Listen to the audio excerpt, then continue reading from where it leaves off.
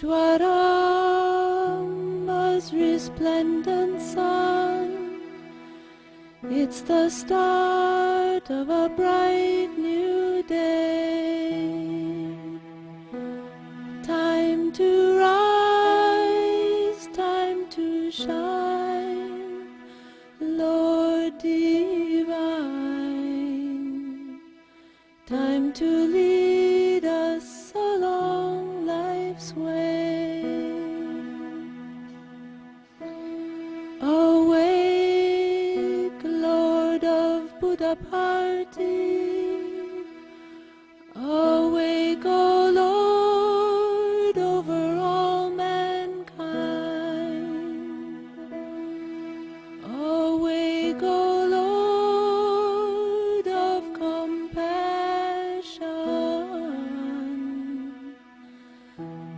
that the world good fortune may find. Before the committee was who was going to be able to exemplify that particular theme.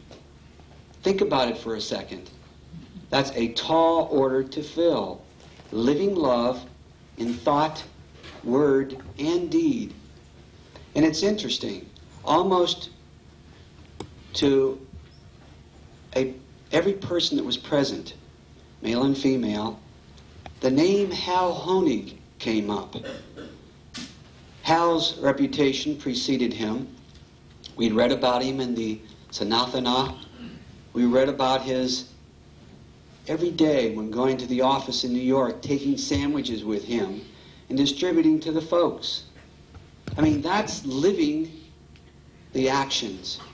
A man who had been involved on the local, the state, the national, the international level in terms of the Education in Human Values program. A man who had served as center president, regional coordinator. This seemed to be the person to fit the bill for one of our speakers. I called him on the telephone. This was in about April, and I said, Hal, we're going to have a retreat in September. We'd like to know if you'd be able to participate as one of our speakers. And his response was, Swami's Leelas never seem to stop. I'm going to be visiting 5 countries this summer, giving talks on Sathya Sai Baba. I'm going to be taking a group of 18 college boys to Puttaparthi. He also has a tour scheduled for me of about 29 people that I'm going to be taking to Puttaparthi. But if it's Swami's will, it will be done. Now that, as soon as I heard those words, I knew this was definitely the man to be talking to our group. And you know, I really don't think I have to say anything else about Hal Honig from New York, who's now here after spending time this past summer. If you're going to ask him what he did this summer, he's been in 5 different countries talking about Sai Baba. He's been to Puttaparthi on 2 different occasions, taking 18 college boys. I hope we get to hear about that. He's been extensively involved in the Education and Human Value program. And he's just gotten back last week from being in Puttaparthi with a group of 29 people, and he was the tour leader. And any of you who've ever been a tour leader know what that's like. And of course, tomorrow when he leaves, he's not going back to New York. He's got to go down to LA. There's more work to be done. Without further ado, please join me in welcoming Hal Honig.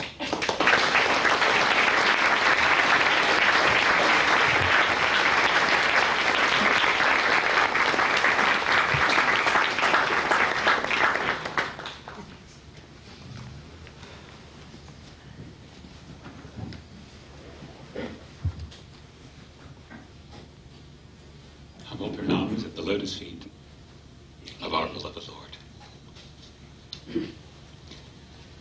The key to joyous living is finding God within. Begin by serving others and seeing Him in them. Act only after asking, is this what Swami wants? His love protects and guides you. His shrine is in your heart. His love protects and guides you. His shrine is in your heart. Do see his form beside you, and take his hand when you walk. Repeat his name with feeling. Keep company with the good. Act only after asking, is this what Swami wants? Then fears and doubts are ended. His shrine is in your heart. Then fears and doubts are ended. His shrine is in your heart. Sai is in your heart. Sarah. Thank you very much for inviting me. It's the ultimate joy to be in his presence and his very good company. I came to Swami in 1976, as I think many have, through Sam Sandweiss's wonderful book, The Holy Man and the Psychiatrist. And over the years, I've learned a very great deal. I've grown a whole lot. I've changed a whole lot. And the more I learn and the more I know, is the more I realize that I know very little. I know very little of the mystery of Swami. And as Swami said early on in one of his early discourses, he said, you'll never understand my mystery. Just become immersed in it. And that is my experience, to become immersed in it. And so here I am going around and talking about Swami. And do I know a great deal more than anyone else? No. What am I really doing? Actually, what I'm doing is probably what all of us would be doing when you get up and talk. And that is repeating Swami's words, repeating Swami's teachings, and trying our very best to exemplify Swami's love. For all the years that I've been involved with Swami, I seem to have had several things that are very important to me. And since knowing of him so vastly changed my life, I wanted to do as much as possible to encourage that knowledge of him on the part of others. And so I became interested in things such as letting people who don't know about Swami's presence learn about it. Although he doesn't want us to proselytize, he does want us to teach in another way. I remember reading a very nice line that said, there are only 3 ways to teach anything in this world. Number 1 is by setting a good example. Number 2 is by setting a good example. And number 3 is, of course, by setting a good example. So that's what we try to do. I've been very much interested in newcomers. I've been very much interested in young adults, because really those are the people who are going to be the leaders and in the very, very near future. I've been very interested in spreading his word in many ways, such as the use of talking books. And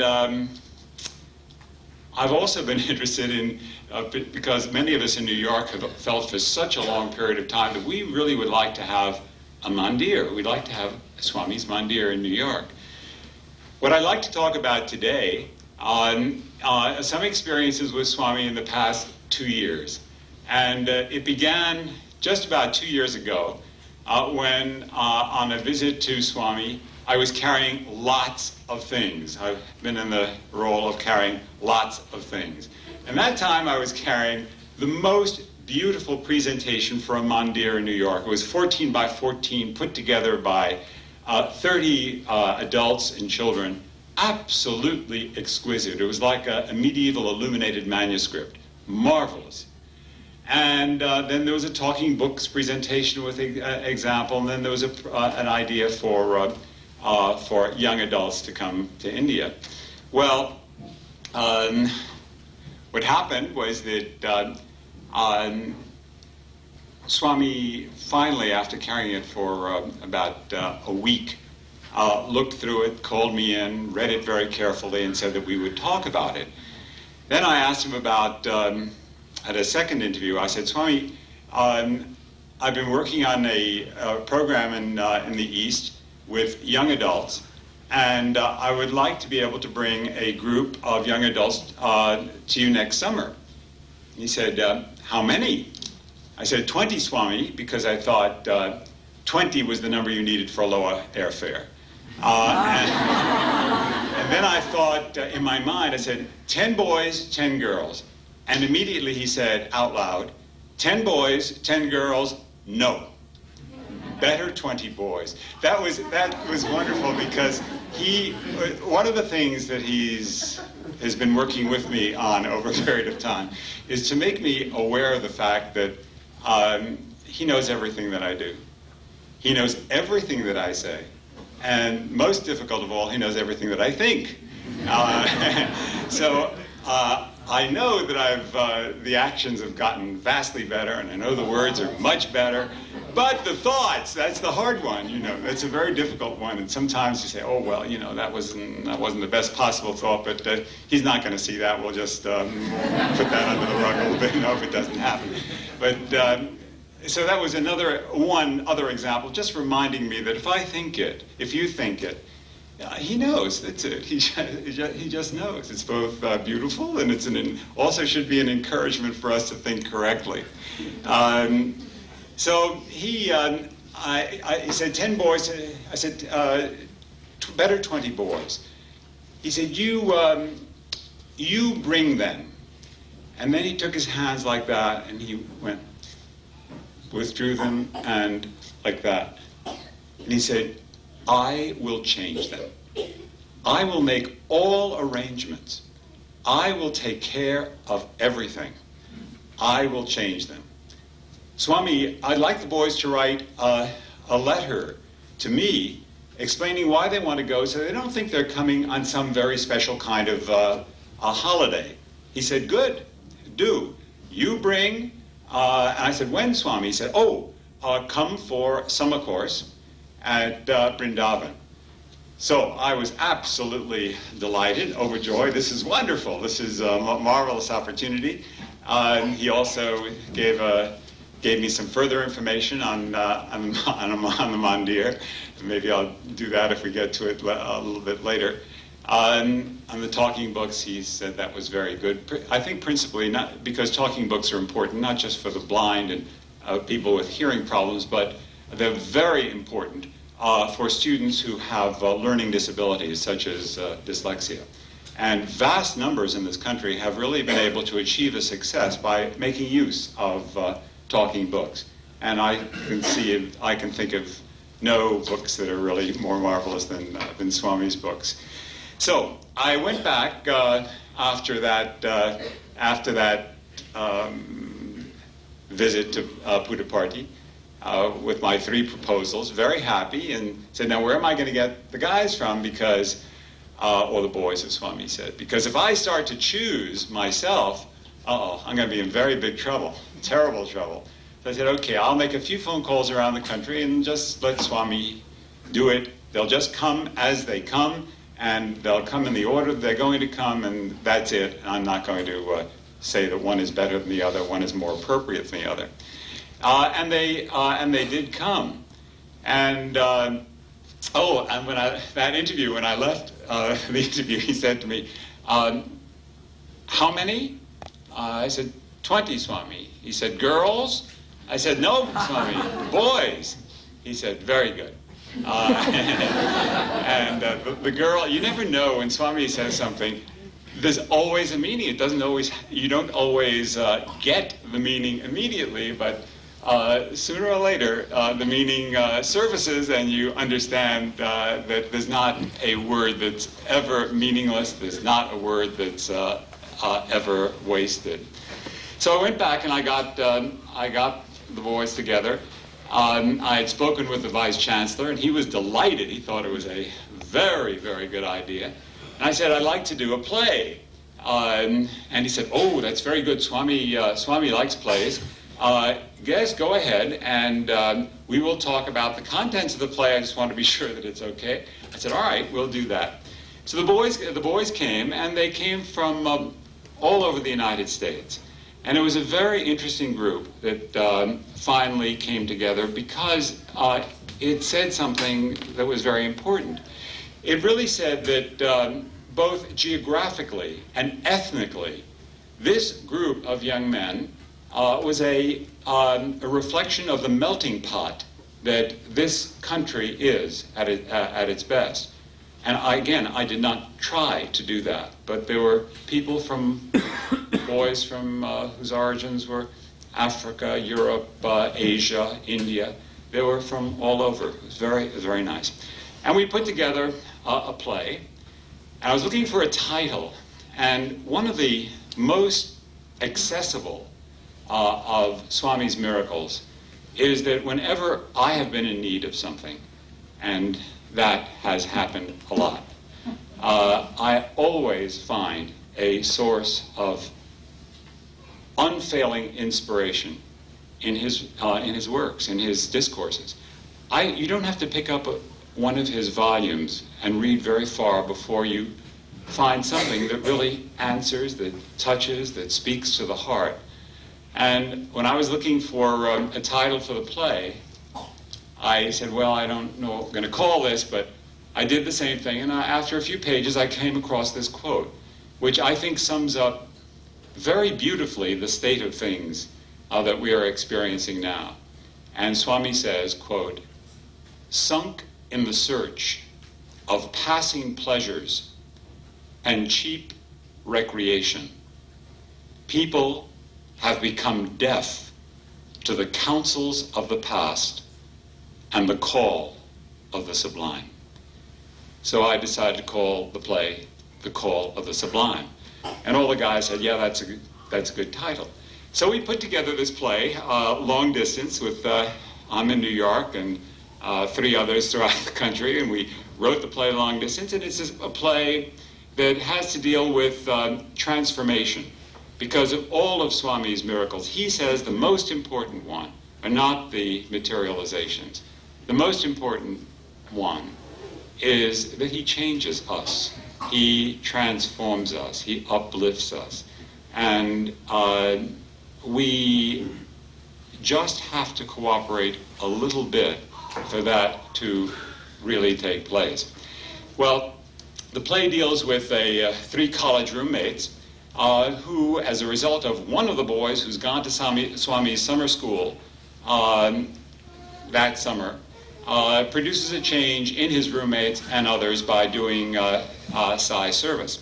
And in the play, there are two very interesting characters, allegorical characters that I think everybody in the room knows.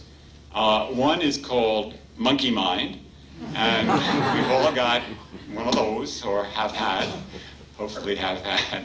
And the other we all certainly have, and that is Conscience. So Monkey Mind and Conscience were always on stage, influencing the course of action of the play. And then there was music and the songs, and there's some talent, some very interesting talent some of the boys had. And we were all set to go. So in March of '92, all the boys came into New York City and we camped out in my apartment and we rehearsed the play, and everything was wonderful. I had a lot of rough edges, but we had a very good time. That was a very interesting experience, really, because here were, of the 15 were able to come.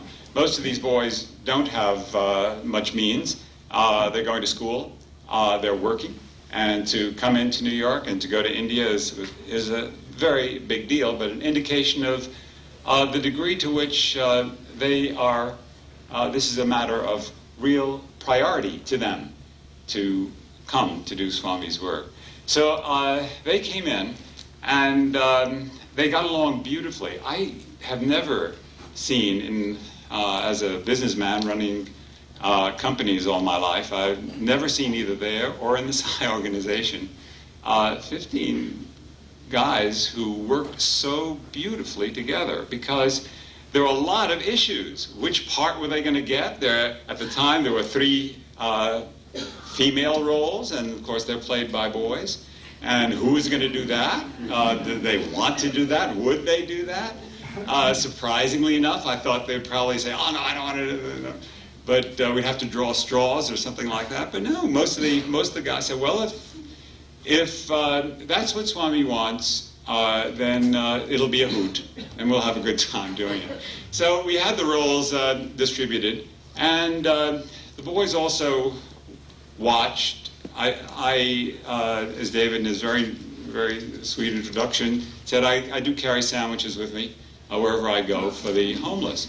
And although I hadn't talked about it to them, they saw what I was doing and decided to do the same thing. And so they were making peanut butter and jelly sandwiches also.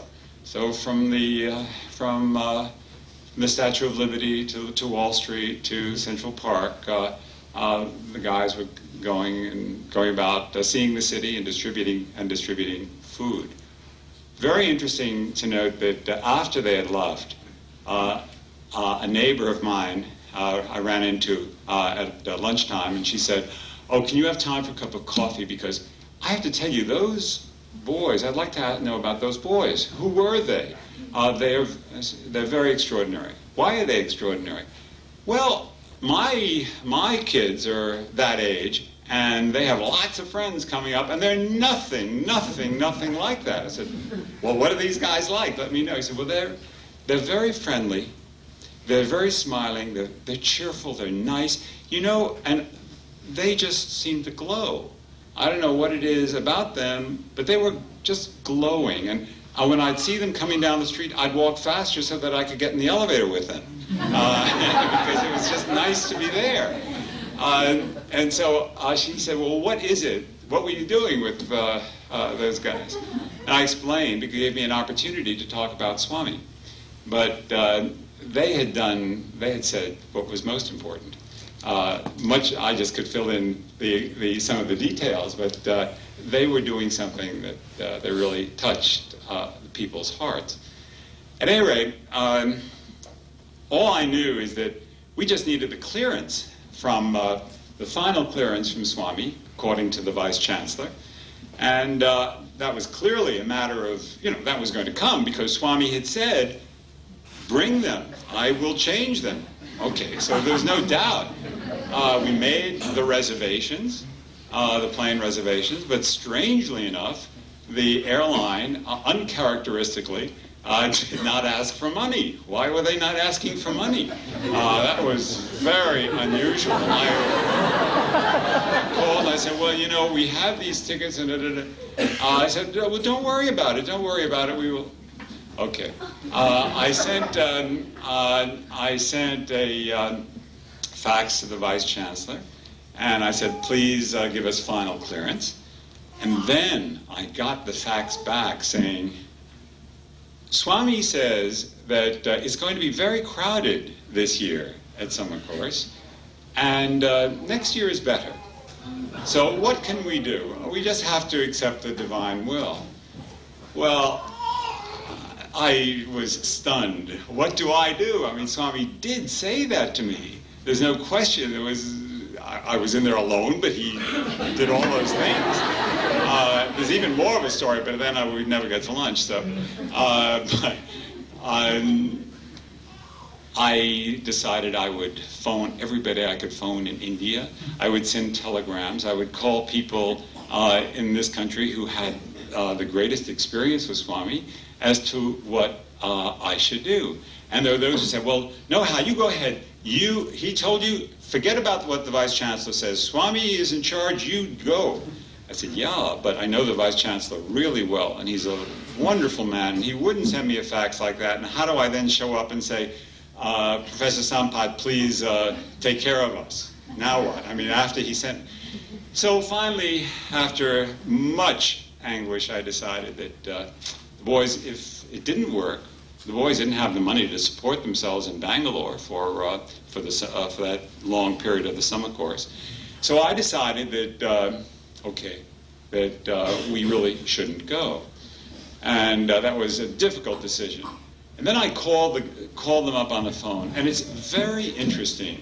Remember, we had invested a great deal of time. We'd come to New York. We'd written this play. There was so much enthusiasm on the part of these guys about going to Swami's summer course, and I just had to tell each one.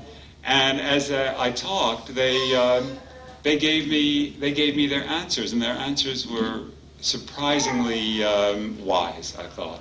Yes, truthfully, were they disappointed? Yes. But deeply disappointed? No. Their faith was stronger than their passing disappointment. They said, "Oh well, that's Swami. You never know what he's going to do, but it'll be all right." Another boy said, "Oh, I had a dream. In my dream, Swami handed me this invitation to summer course, so I know that we're going to go. If not this year, next year. Meanwhile, we've rehearsed a play. Let's do the play. We've got to do the play." And another boy said, "Well, you know, this is such an extraordinary thing that we're part of, that although I don't understand, there's no way I'm going to understand, I really feel that I'm a part of his mystery. And I just know it's going to turn out all right." And they all agreed to come into New York again for the end of May, the Memorial Day conference of the Northeast and Mid-Atlantic regions. So they came in again, and this time we decided we put on the play there, and it was very sweet. It was unusually sweet. I introduced the boys not by name, but by the state from which they came. And that in itself said a very great deal, because you could see that these young men came from all over the United States. They were not just a group from, let's say, the Northeast.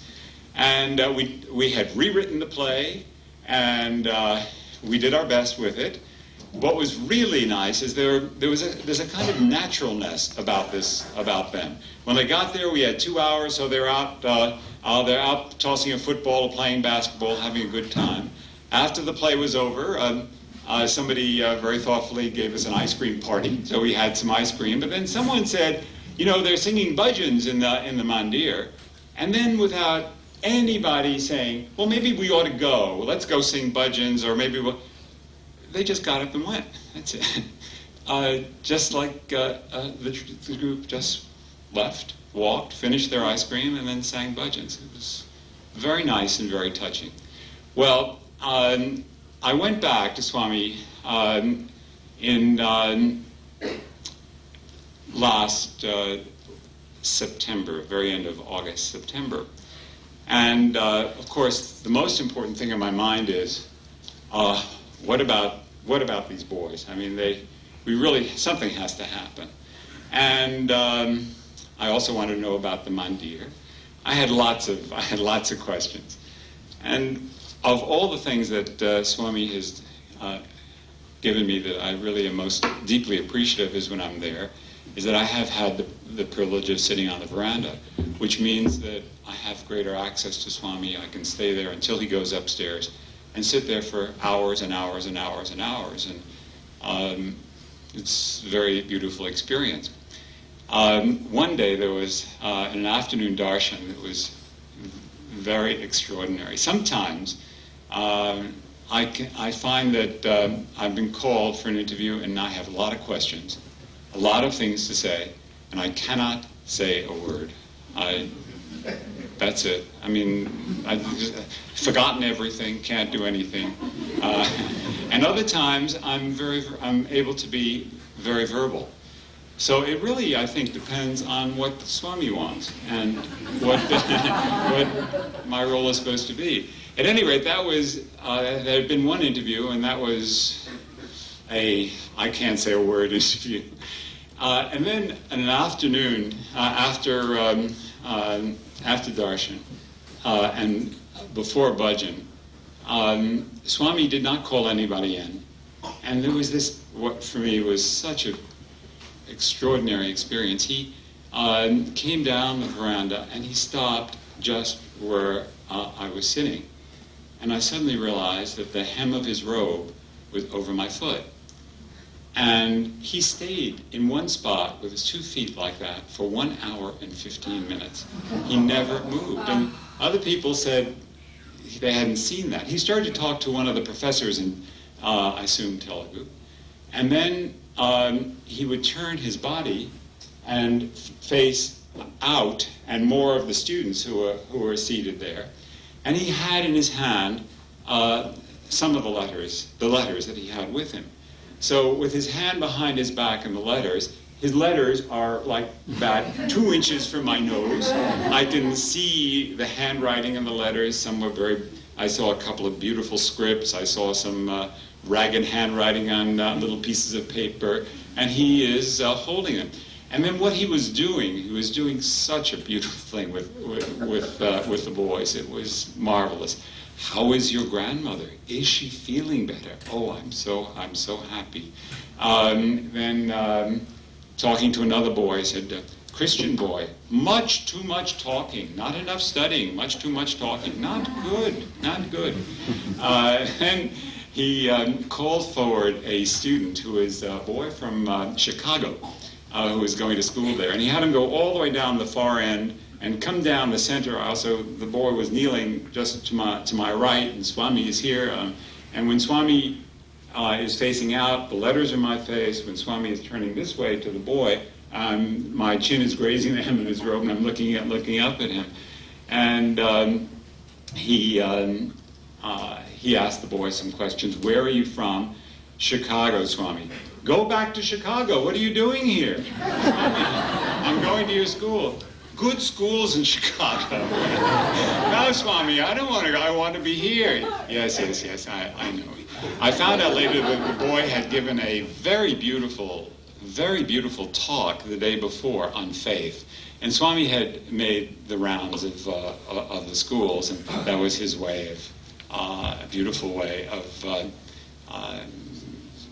rewarding him. Then he called forward a little boy, about 8 or 9, and he had the boy go down all the way at the end, come down, and little boy is kneeling next to me, he's like this, and Swami says, where is your father?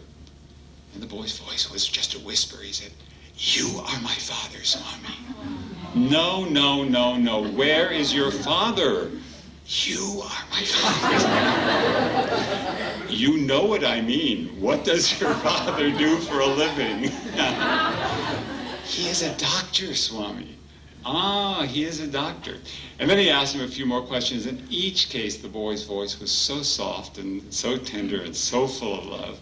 And then he said, what do you want? And the boy said, you, Swami. What do you want? Again, you, Swami. What do you want? Silence. Then the boy said, I want to sing in the mandi in front of you.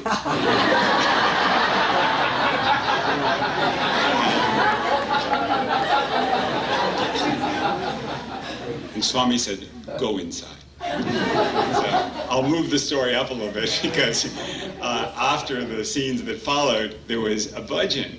And at the very end of the bhajan, there was this boy's voice. It was not singing a bhajan, it was singing a song.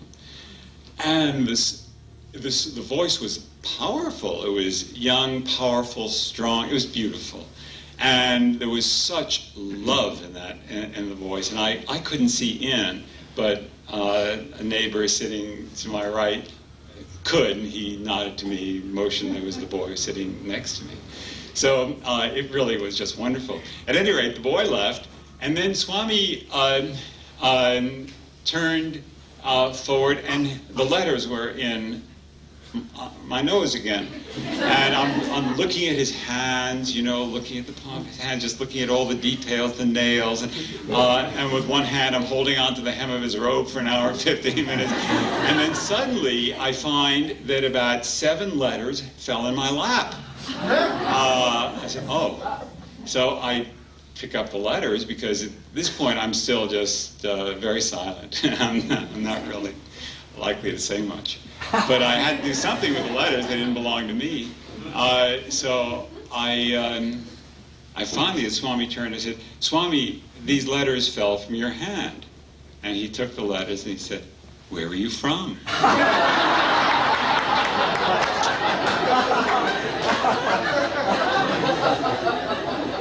New York, Swami. What are you doing there? Swami, my life has changed and I'm doing your work. What work are you doing? And my first thing was to say, well, Swami, I want to bring these 20 boys, and I knew that that was not the time or the place to do that, and I really wanted to do that. And he said, well, what work are you doing? I said, well, Swami, I'm working with people who are new to your teachings. I'm running in my apartment newcomers series twice a month, so that they will learn and practice. And then he turns to the boys and he said, in New York, he is working with people who are new so that they will learn and practice. And then he says, learn and practice. Practice. You know, what else are you doing? He said. So I said, well, Swami, oh, no, he said, what else are you doing? I said, well, I'm doing service. He said, what, are you teaching EHV? I said, yes, Swami, I am teaching EHV. And then he said, in America, he is teaching EHV. And then he said, heart, head, hand. Heart, head, hand.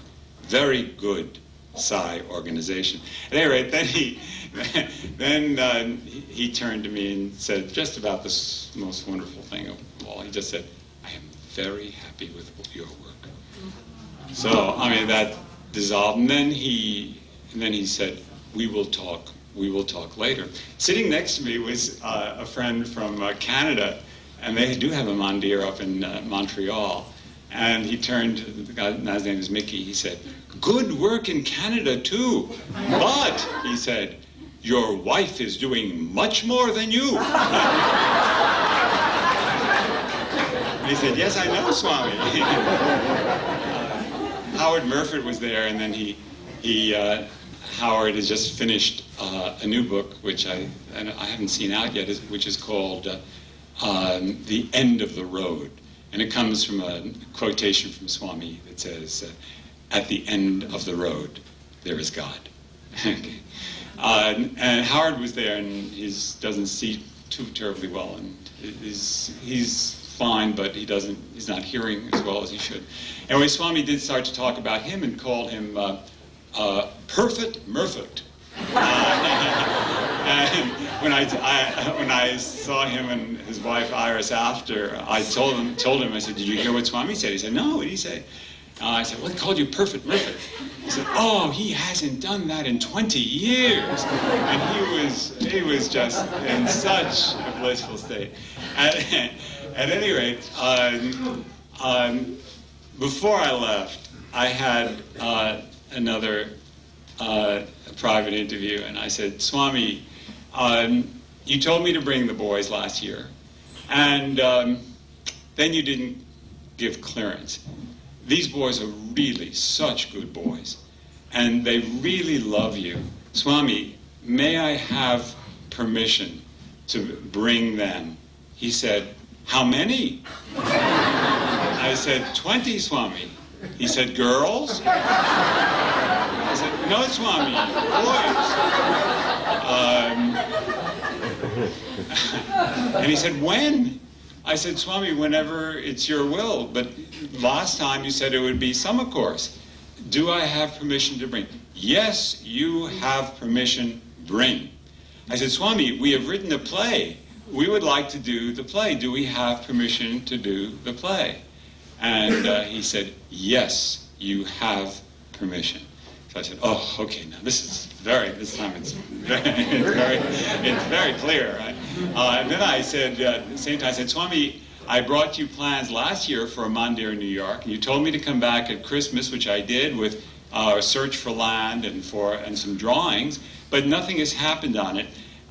is this the right time for us to go ahead with the Mandir in New York? And if so, how should we go about doing it? And he said, first bring the boys, then we will talk. And then he put his hand on my chest, and he pressed very firmly, and he said, Swami's Mandir is here. You know, and that's really where it is. When I finished that interview, there's some other things that happened, because he talked too about, I was very much interested in seeing if I could in some way integrate Phyllis Crystal's work, which I find very good, with EHV, and to use it in the school system, because I think, to me at any rate, that's a tool, and it's a tool that essentially teaches a lesson that every one of us is in the process of learning, and that tool is, that lesson is a lesson of detachment, how to detach ourselves. And he told me, I also went over some service projects, and he told me what to do, told me to go ahead, and then he added something about hospitals, which is something I'm working on currently. And then just as I was leaving, he said, how many are you bringing? I said, 20. And he said, the girls again? I said, no, all from New York? No, Swami, from all over the country. Good. Then he gave me a lot of food. He said, give this to the boys and tell them that I love them. So, you know, and then so by the time you go out, you just, you know, you're just flowing tears and of joy, and it's very beautiful. So we went back. I went back, and I knew that, okay, now there's no question we're going to definitely go this year. But some people went in February, and they came back and said, oh, the Vice Chancellor says that you should send Swami a telegram because he can't do anything until he gives him clearance. I said, oh my God, we've been through this last year, and now what am I going to do? And it's a very interesting thing, because it really is a measure of my own personal change. All of a sudden, I remembered that in one of the summer showers that I find the most extraordinary, the most helpful, because I use it with newcomers as a text. I even use it with kids, and it is summer showers of 1990, in which Swami talks. It's really a series of lessons that builds. He talks about the body, the senses, the mind, the intellect, the Atma. It's all beautifully laid out. It's wonderful.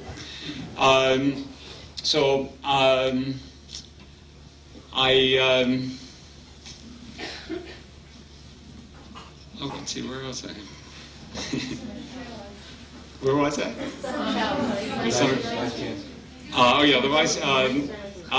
The Vice Chancellor. Oh yes, in the summer showers, there's a chapter at the end in which Swami says, he says, my word is very precious.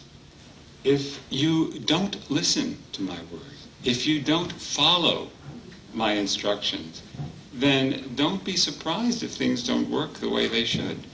So at this point I said, well, last time I asked everybody under the sun, and I wound up by not going. This year, he now told me very specifically, and for me not to do anything else would be to really doubt his word. It's like, Swami, you don't really know what you're saying, so say it again, you know, and put it in writing. So I said, no, we're definitely going. I made the plane reservations, and they wanted the money, so that was a kind of a clear sign. And we did go, and this time I sent Swami a telegram and said, as per your instructions of last September, we are arriving on, I think it was May 17th or whatever it was, and we will go directly to you in Vrindavan to await your further instructions. And I sent a letter to the Vice Chancellor and to anybody else I could think of, say that they were going to come. We revised the play, and we went. So it was with a great deal of excitement, because we didn't go the year before. Swami changed a few of the boys in the last few months in a very strange way. So the group was somewhat different. 3 boys were not able to come. They were immediately replaced. But they had to be replaced in such a way because Swami was calling us a team. And I couldn't, the Vice Chancellor said, you just can't bring people. You've got to bring a team. And if these boys have not developed a consciousness together as a team, it's not going to work. So only use your own discretion, just bring a team. So those new boys came into New York, and others came, and we integrated, and we went. So we arrived in May, and we got on a bus, and we went directly to Whitefield, to Vrindavan. I went inside. The boys were in the bus, and we have very beautiful scarves. It's just a USA on it, and beautiful lettering. And I went in to see the warden, who's a lovely guy, and he said, yes, I know you're coming, but I can't do anything. Swami is in an interview now, so when he comes out, I will go and ask him what to do about you. It was an hour and a half I sat in his office, and the boys were in the bus, and then Swami came out of the interview, and Narasimurti went over to see him, and came back with a big smile and said, Swami is giving you 4 rooms in the guest house. Oh, so I went to tell the boys, we've got 4 rooms in the guest house, Swami has accepted, everything is fine. Very, very excited and very happy. So that was after the morning darshan, so our first darshan was in the afternoon. And again, I went to see the warden, and I decided, I said, since Swami has allowed us to come, is there at darshan, should we just be in the regular lines, or since the boys are students, is there anything, is there any special that we could get? He said, call the boys together and form a single line, and I will ask. And whatever happened is that we were then ushered into the very first row of, I don't know how many of you have been at the at Sai Ramesh Hall in Whitefield, that new kind of enormous kind of greenhouse. It's really what it is, or it felt like. In May it felt like a greenhouse, and last month it was much nicer. We were in the first row. Very first row. And Swami came in on the ladies' side, and he saw us sitting there, and he moved quickly across the stage, came down the stairs, and he came up to me and he said, how many did you bring? I said, 18, Swami. Very good number.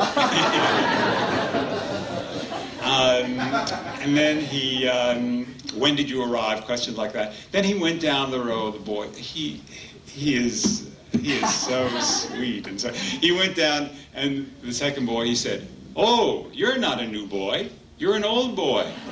You were here 2 years ago.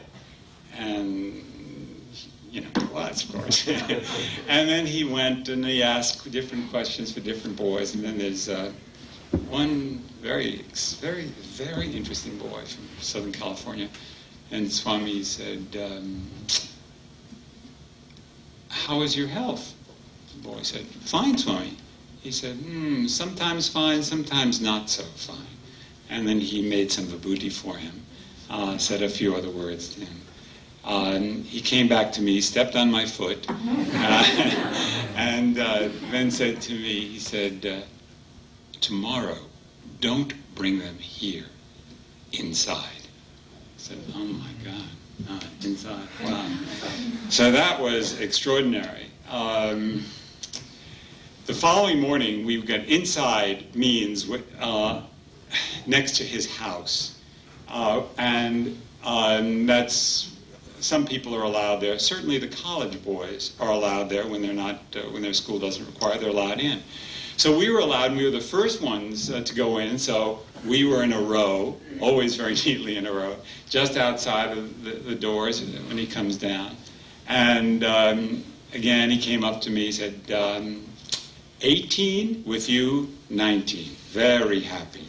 And then he went down the line, spoke to so many of the boys, said little things, and then did his darshan, and then he went off in the car. And the warden came up to me and said, you know, you have these privileges, and so you are able to stay here until the 2 doors of Swami's house closes. At that point, everyone must leave the area. So it's up to you. I said, well, we're going to stay. He said, I don't know how long it'll be. I said, well, you know, we're staying. About 15 minutes later, Swami came back, and he called us all in for an interview. Immediately. And it was such an extraordinary interview. It was really a teaching interview. He asked everybody's name. He was welcoming and warm and sweet and friendly and loving. And then he asked questions. What is the aim of education? Can someone? What is? Education is for what? Yeah, education is for life, not for a living. Right? What is the end of education? Yeah, education is for character. Lots of questions. What is study? I didn't know this one. What is study? Steady. Yeah, study is for steady. It's to make the mind steady. So he asked the boys all these questions, interacted with them, and then I said, Swami, we have prepared a play, but we really need time to rehearse it. Can we have permission to rehearse the play? And he said, oh, yes, rehearse every day, rehearse every day. I am ready. So I said, oh, okay, Swami, thank you. So that was, there's a lot more in the interview, but no. At any rate, we left, and then a lot of the guys were very concerned because they did not have enough whites. They were just short of whites, except for one boy who had plenty of whites. The others, so we've got to go into Bangalore. We've got to buy whites because we have to look right. And da da da. So they took cabs in. I said, okay, go in, but you must be back at 2:30 because I think Swami is giving out the little badges for the summer course, without which you can't get into anything. Very, very precious little badges. So be sure you're back at 2:30.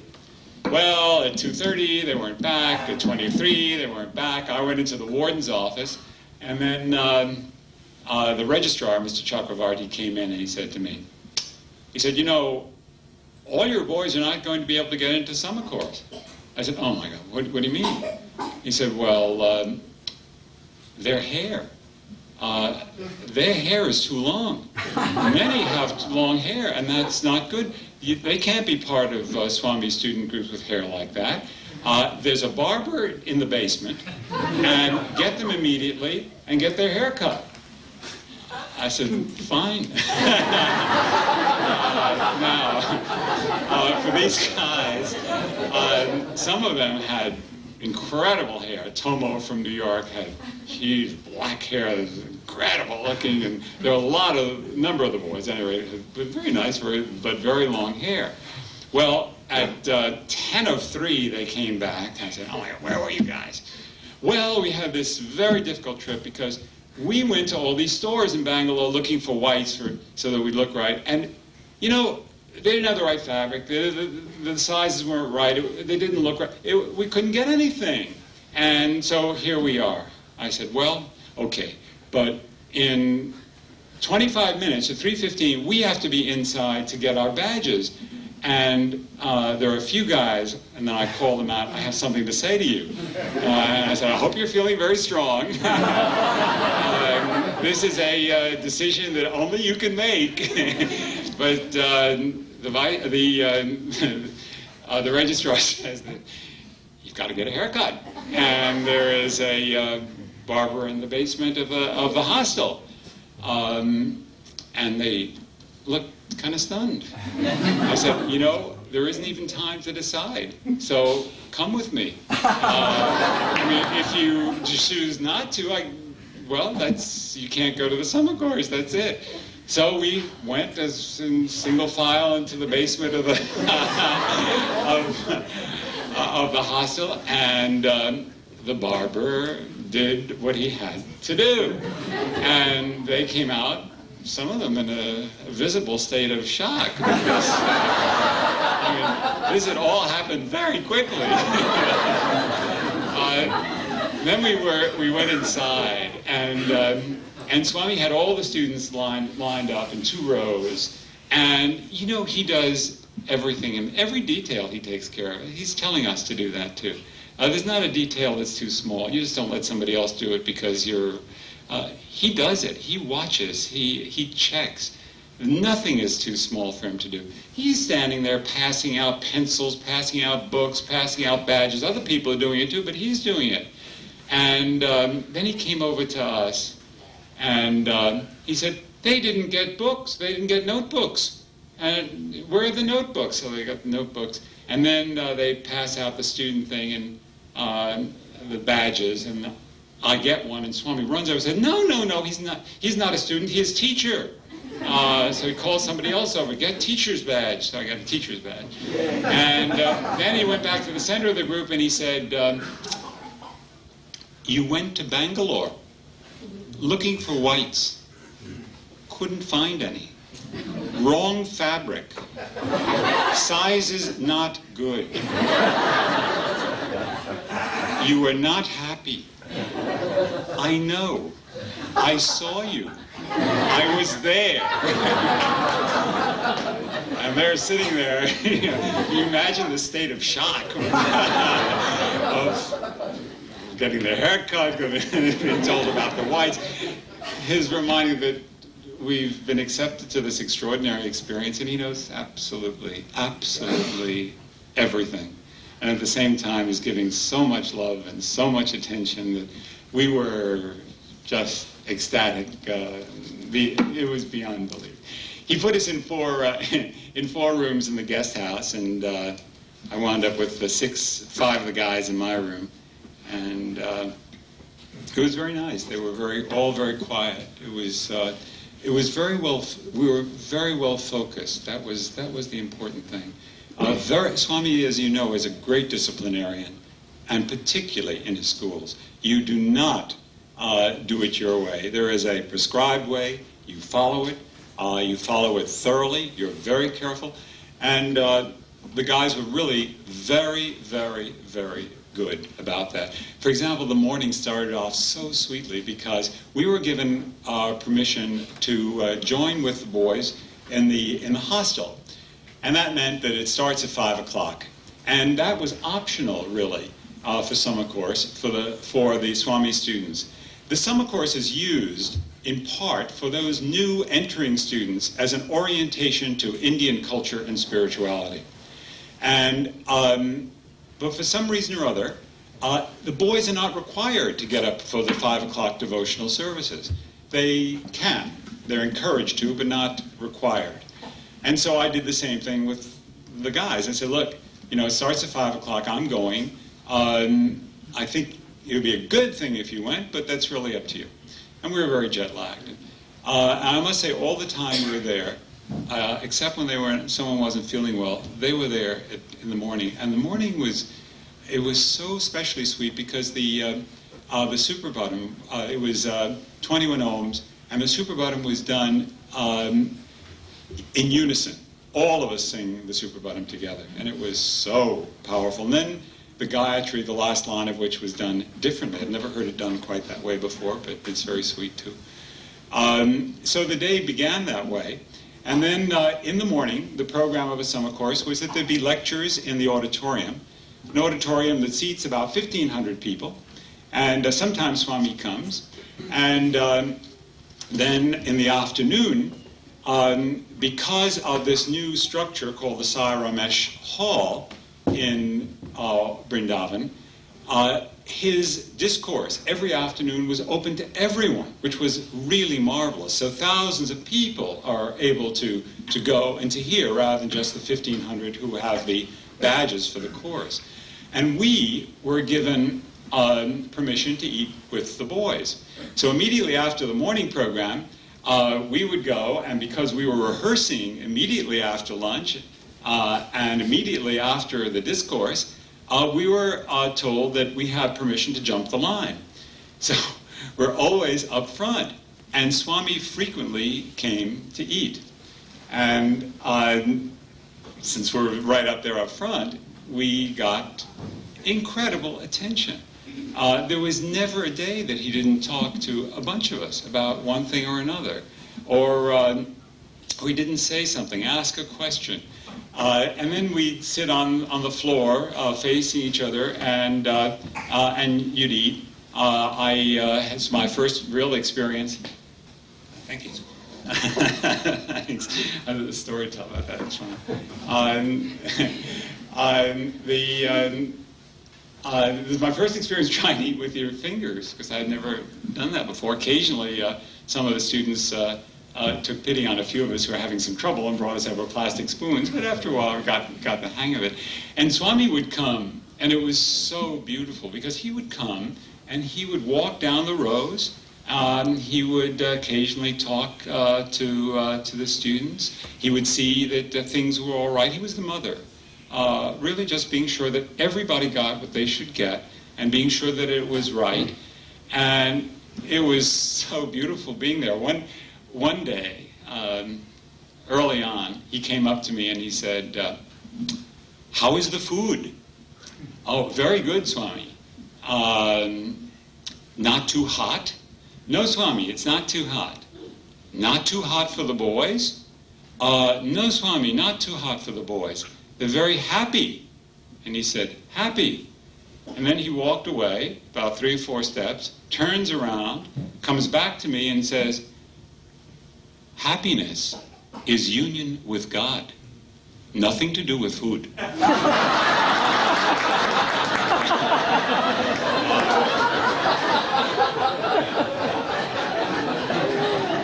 You know, he said it before. He said things like that before. But when he says them and you're there, or he says them to you, it's like so many of the things that he said.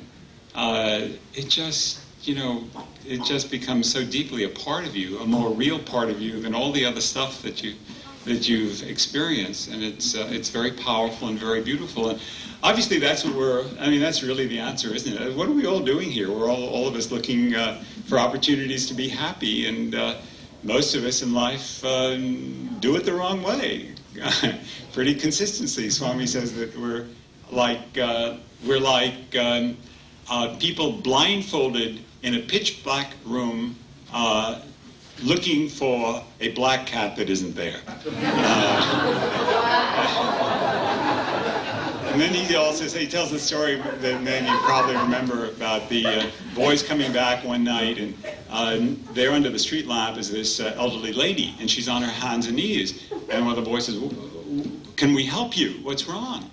And she said, "Well, yes, you can help. I'm looking for my needle, and I was sewing, and I can't find it." He said, "You were sewing out here?" He said, "No, but I was sewing in my room, but the light is so bad there that I can't find it." So, in other words, we have to look for it where we lost it. and it's in here. He said twice, both once for the boys and once for the interview a few weeks ago, when she said, "Peace is inside. Pieces outside," which is really really the way it is. At any rate, those lunches and occasionally dinners were really very sweet for that.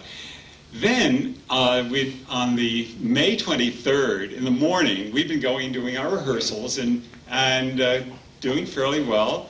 I was again, as I often went into the warden's office in the morning just to see if there was anything special or anything I should know. The registrar, Mr. Chakravarti, came in, and I said to him, I said, "Incidentally, I want you to know that you have a terrific barber." And he laughed. That barber was sensational, and he really was very good. The guys looked much better. And I think they're even going to keep it. At any rate, he said, "Swami is coming to your rehearsal this morning." I said, "Okay." So we go over to the auditorium. And I said, telling the guys, look, Swami is coming this morning, so we have to do a complete run-through for the first time, and I hope we can get it done before. Meanwhile, no one was there except for Sam and Sharon Sandweiss, who are old and good friends, were there, and they would come to the rehearsal a few times, and Sharon, they would do such sweet things. I mean, just wonderful, right things. They would bring chocolates, and they would bring nuts, and they'd bring cold water, and they'd drink stuff. So, 18 guys at that age can really consume quite a lot, and it was hot inside. Really very nice. So we ran through the first rehearsal, and then they started to just horse around. And I walked down from the stage, and I'm standing by the orchestra pit, and I'm facing them. I said, look, let's get it together. We don't have time. We've got to start another rehearsal. When Swami comes in, we cannot be wasting our time like this. We have to be rehearsing. And they're looking at me as if with a very strange look, and something was really wrong. What was wrong was that, or not wrong, but as soon as I said, when Swami comes in, Swami came in, that's it. And by the time I finished my rap, and they're looking at me, Swami says, teacher, come. So I took Padnamaskar, and I had ready for him a copy of the script, a copy of the songs, and a proposed program that I wanted to have printed for all the students for the play. And he said, play. I said, from the beginning, Swami? He said, yes, from the beginning, play. So we started, and we opened with a dedication song and a presentation to him of a program and a flower and a trumpet fanfare, and he let it go for about 3/4 of the play, and then he called me down, and he said, dialogue perfect, music perfect, very happy. You need help. You need more musicians. I will give you musicians. You need help with dresses, meaning costumes. You will go to Bangalore, get dresses. You need help with makeup. I will supply. You need help with lights. I will take care of it. You need help with sound system. I will take care of it. Anything you want, you will have. You just make a list. I'm a list maker. So you just make a list and give it to the registrar. Everything is yours. But one thing, he said, you have a narrator for some of the scenes. Change and have a narrator before every scene. I want to be sure that everyone understands everything that's going on. So change that. I said, that's wonderful, Swami. Then the registrar came up and said, Swami, at the end of the play, there is some entertainment, including a juggler, two jugglers. And Swami said, oh? And he said, do you want to see? And so I said, oh, yes. So he sat back down in his chair, and we had two jugglers. One, I'll just talk about one boy named David from New York, who is a very good juggler. And he also, the height of his act is he juggles with fire. And he got to the point of juggling with fire. And looking at Swami was just incredible. He was Swami as God as the child, He's just wide-eyed and astonishment at this juggling that's taking place. And David dropped one of the pins, and you could see his face registering. And then he got the pin up and lit it again, and it was going, and he was so happy. It was just beautiful. So we did did some of the entertainment at the end, and then he called us all down, and he gave each one Padnamaskar, asked each one's name. It was incredible. Then he went out into the front part of the auditorium where there are several rooms, and he had a meeting. And then Anil Kumar, who's the principal of Vrindavan and is one of the best translators, I think perhaps the best, of Swami's discourses. Anil came out, and he's really an awfully nice guy. He has a good sense of humor. He's a lot of fun. And he's wonderful. And he came out and he said, "Swami just said to me, you have a lot to learn from them. Devotion." I said, "Oh my God, congratulations." I said, "Oh my goodness, what a trip." Then he said, "Swami is going to be leaving in a couple of minutes. Do you want to go and see him as he leaves and gets into his car?" So we all charged up front. I stood next to the car door. Swami came out of the room, and the first thing he says, "Where's Monkey?" Meaning Monkey Mind. He particularly liked Monkey Mind. Monkey Mind was a lot of fun. And so we went to talk with Monkey Mind. Then he got to David, and every time you would see David, all the rest of the time, each time he'd go, he would talk to David, he would doing that. And everybody would be laughing. And he just, as he got in the car, he said, "Performance next Sunday, the 30th, night, very happy," and gave me a big whop on the cheek. So that's the final part of that was that we did our rehearsing, and on the 30th in the afternoon at lunchtime, he came up to me and said, "Don't go to discourse this afternoon. Go directly to the auditorium and prepare for 6:30. In the meantime, he had assigned several of his students, and there was a very interesting interaction, because we, as a group of Americans, got an opportunity to meet some of Swami's students and work closely with them on lighting, sound, makeup, going to Bangalore to buy some costumes, and several of the musicians, because we didn't have enough. We had a trumpet, and we had a guitar and a bass guitar and a drum, but Swami wanted more. So we had an opportunity to know them, and I must say it was an extraordinary experience, because the boys are, they're very sweet. They're very, very well disciplined. They're very nice. There's so much love that you feel from them. What developed in the group, the two groups together, there was such a warmth, such a mutual respect and love. It was perfect. It was just marvelous to have that experience.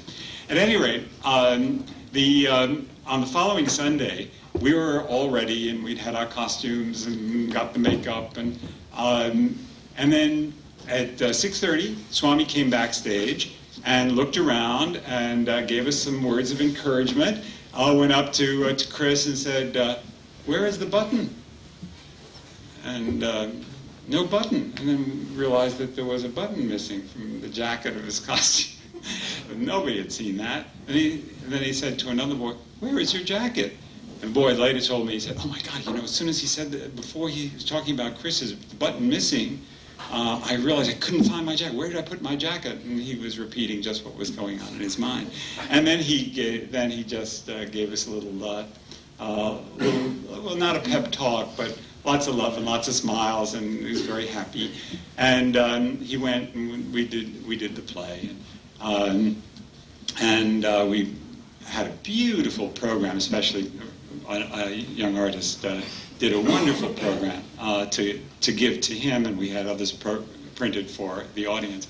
And after the play was over, Swami came up, and it was just wonderful. A lot of the boys were quite not feeling very well, to put it mildly, that day. The play has a lot of activity in it. The denouement of the play is a fight between our hero and his monkey mind, and that fight is in the form of a martial arts contest. Both boys are martial artists.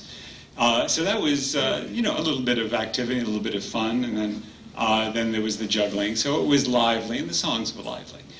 So he came up, and he went straight to David, the fire juggler, and he made a diamond ring for David. And I have a picture of David. I mean, his jaw just, it was quite something. So it was very, very, very beautiful experience, wonderful for all of us. And the rest of the summer course, I think perhaps the guys didn't realize what had taken place was something that happened for those who went many, many years ago, when you had opportunities to see Swami up close, continually, interact with him a great deal. The extent of his grace and of his bliss was just extraordinary. So the summer course itself was quite marvelous. I think you may be reading some of his discourses now, and oh my goodness, I haven't even. Oh well, it's getting very. It's getting a little on the late side. Swami did a lot of very interesting things. He, at one point, at one of his discourses, he asked a riddle. The riddle was, what is it that when it comes, never goes? Want to try? Love. Well, that's a good try. It's not his answer, but what else? That's a good answer, too. Wisdom, he said. When it comes, what is it that when it goes, never comes back? What is that? Anyone? I couldn't. Huh? Time. That's good. Ignorance. Yes, ignorance. Yeah. When ignorance goes, it never comes back. What is it that never comes and never goes? What? Yes, the Atma. The Atma. Swami's open secret really is love, and very simply is just love and you will be loved in return. That's a message he gave the very, very beginning, one of his very earliest discourses, and it's still true. It's your theme. Your theme is love. He is love. The rest of the trip was very beautiful. He gave us another interview, and all this time he's calling me teacher. There was one point when we did not get our picture taken with the rest of the students, and Swami was very upset and called the vice chancellor, called the principal, called the warden, and said, why didn't the Americans come? Where were the Americans? Well, we thought it was very unhappy. So at the next point, we were sitting outside of his house after the play one afternoon, and he came and he said to me, what are your plans, sir? I said, Swami, I'd like to be able to go with the boys to Prasanthi Nilayam so they can see, a lot of them have not, the work that you have done there. He said, you want to go not to Prasanthi Nilayam, you want to go to Puttaparthi, correcting me. I said, oh, okay. He said, bring the boys, and then he had guys come and stand in front of the house, and then he had made arrangements with 3 student photographers, and he had them there to take pictures of us because we had not been there for the formal picture taking. Isn't that extraordinary, the mystery? I mean, every detail here.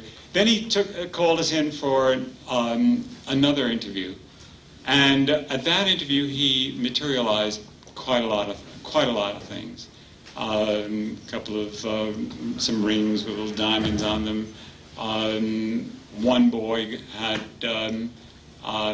a watch, another one a bracelet, another one. Lots of things. I have some pictures back with me that show some of the things that he did, and it was very, very sweet. For me personally, one of the things that I've always wanted to do is I've always wanted to sing for Swami. For 10 years I wanted to sing. That's never happened, although I had lots of fantasies how that would happen. Yet, actually it did happen because I did 2 of the songs. And about 3 or 4 days after the play, he came up to me at lunch, and the program just listed the players, all of our names in alphabetical order, and didn't say who did what. And he came up to me and put his hand on my arm and he said, your music is very fine. And except for some of the boys didn't even know that the music was my music. Essentially, the words are mine, I just choose melodies and put words, usually things that he said to me, string them together into music. He again reminding that he really does know absolutely everything about us. We followed him to a puja party. He had made arrangements himself to show the detail and the love that he's giving. He actually had called the head of ashram to be sure that there were proper rooms waiting for us on arrival at puja party. Isn't that incredible? And then once we were there, he gave us another interview, materialized some more things. One of the boys' mother was there. She was called. He made a lingam for her, as well as some earrings, and called some of the boys in and spoke with them privately. That whole story is really still in its early stages because he is indeed changing all of them, all of us, and each one in a very special and unique way. That it was an extraordinary trip. You know, it's so interesting because Swami does not disappoint, okay? Although we had good reason to feel disappointed because we didn't go when we thought we should be going. He's teaching us all the time that it's patience that we need, that he is time, he is the master of time, and that when something is ready, he will know. It may not be what we think is the right time, but it will happen. And never, ever lose faith. There was a nice anagram on faith that was given during the summer course. F-A-I-T-H. F, forsaking. A, all. I, T, trust. H, him. Forsaking all, I trust him for faith. It's sweet, nice. The rest of the trip, the opportunity for the boys to experience more of Swami was quite special and quite extraordinary. I'll move forward a little bit because I do want to cover a couple things. When I got back to New York, I had a couple of weeks before leaving for a trip through Western Europe, which was very interesting because I had an opportunity, as David said, to speak in 5 cities, in 5 different countries, and to really get a feeling of what's happening in the Sai organization elsewhere. And I must say it was very sweet and very inspiring because it is really clearly, strongly growing. It was very, very, very, very nice. The Europeans are doing some very interesting service too. They are, as a community, all the countries have gotten together, and they are filling railroad cars with food and sending them to Bosnia. Some have actually gone in trucks. Very, very special, very inspiring.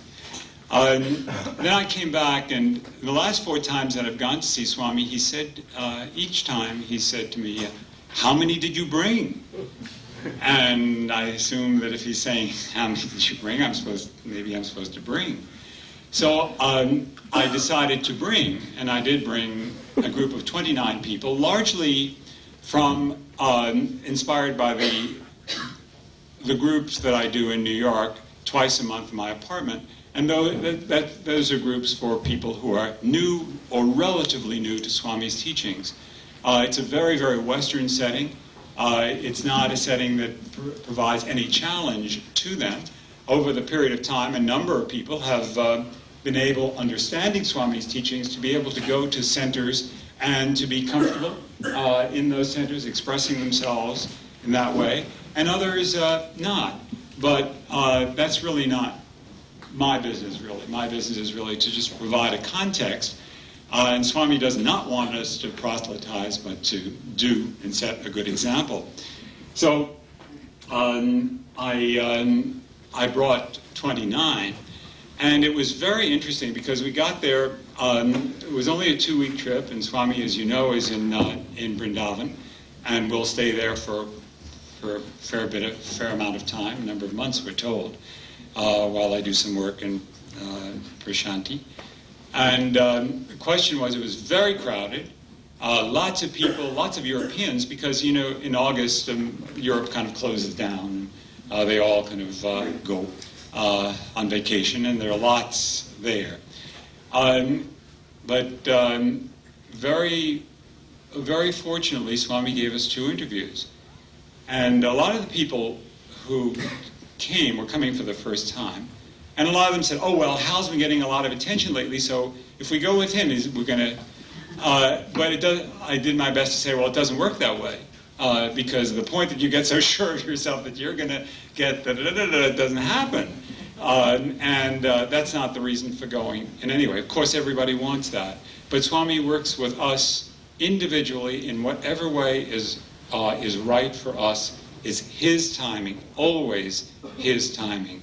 And the only thing to do there's only one thing to do, is you go and you focus on Swami, nothing else. You're not there for conversation, you're not there for shopping, you're not there for anything but to focus on him. And if you focus on him, you're going to have a wonderful time, and you will receive what you need to receive.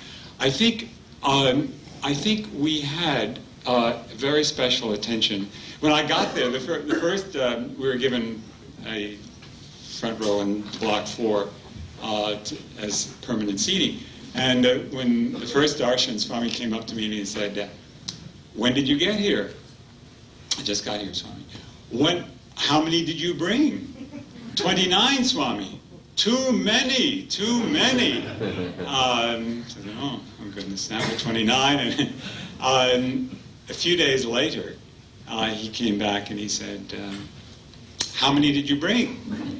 28, Swami, one was sick. He said, too many. Walked away, turned around, and said, go! So I jump up, and the man who follows Swami around to take the letters came up to me and said, no, you can't get up now. Wait till Swami gets out of the area. Then you go sit down. So, you know, we sat down, and then Swami made a complete circle around this block, the seating block. And I wasn't going to get up. So he's to my right to begin with. All of a sudden he's at my left, talking to people elsewhere. He turns around and looks at me and said, what are you waiting for? Madman, go! So we get up, we get up and we go. And those 2 interviews are very interesting. One, because I think the theme that I felt most strongly was that he was making it very clear to the people who were there that he knows everything, literally everything. Example, there's a lady in a wheelchair, and she at one point said, Swami, how can I serve you best? And he said, dance. And you know, it was fun. And then he said, I know there's metal in hip, and this, that, and the other thing. And then he did something with her I'll tell you about a little later.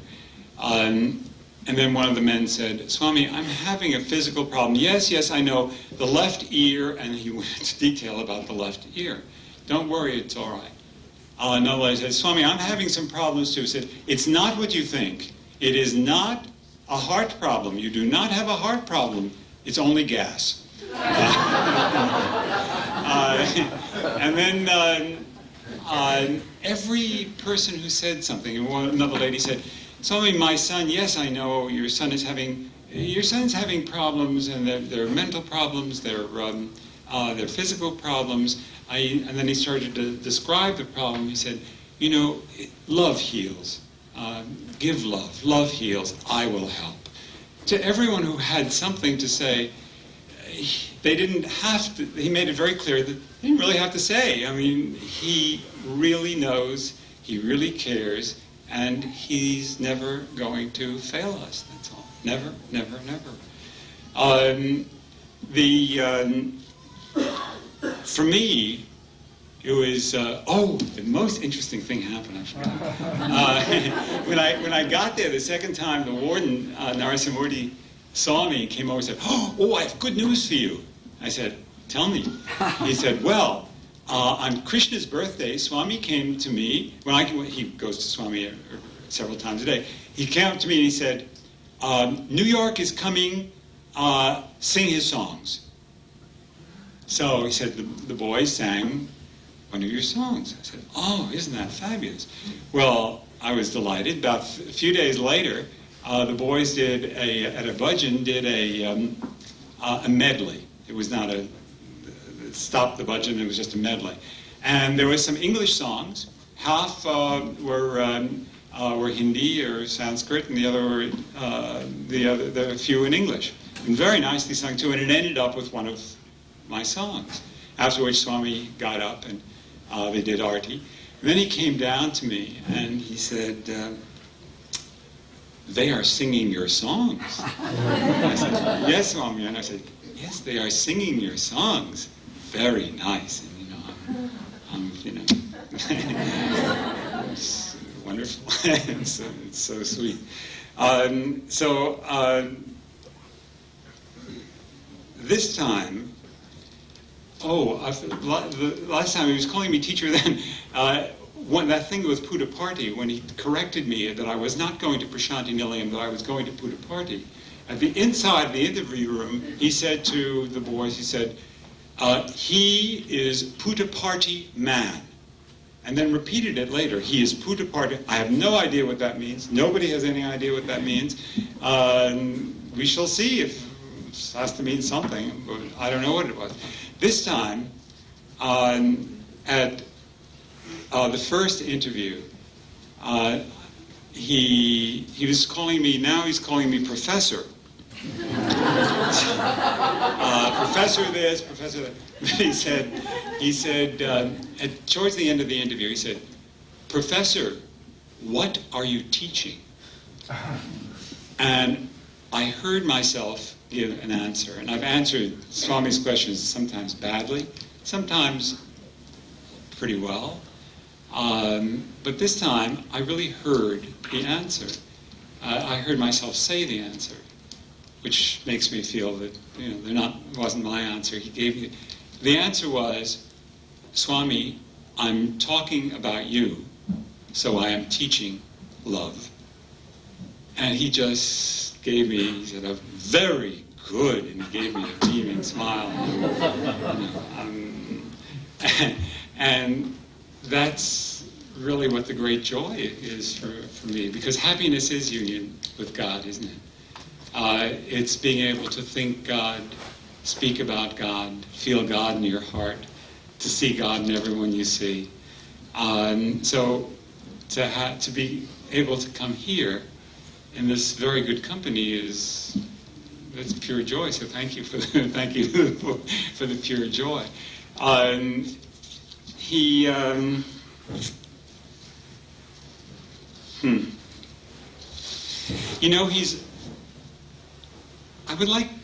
There's so many things I want to do, but I didn't have time to do it. I have, oh my God, I only have,